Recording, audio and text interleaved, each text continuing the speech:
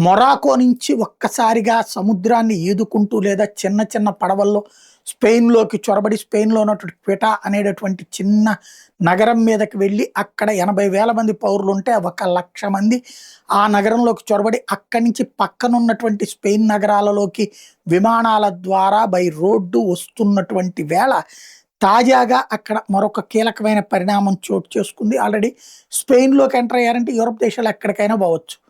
అలాగ రానివ్వబోము అని చెప్తున్నటువంటి ఇటలీ ప్రధానమంత్రి తాత్కాలికంగా షెంజన్ వీసాల్ని నిషేధించడం, స్పెయిన్ నుంచి వచ్చే వాళ్ళని రిస్ట్రిక్ట్ చేస్తున్నటువంటి దశలో ఆమెతో ఇప్పుడు ఫిన్లాండ్ కూడా జతకట్టింది.